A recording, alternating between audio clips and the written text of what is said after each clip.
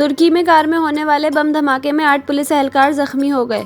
अरब media के मुताबिक धमाका जुम्मे की अलियत सुबह तुर्की के जुनूबी मशरकी सूबे दियारबाकर में हुआ, जिसके नतीजे में अब तक 8 पुलिस एहलकारों के जख्मी होने की तस्दीक हुई है। मीडिया रिपोर्ट्स के मुताबिक हुक्काम का कहना है कि सड़क किनारे खड़ी गाड़ी में बम नस्ब था।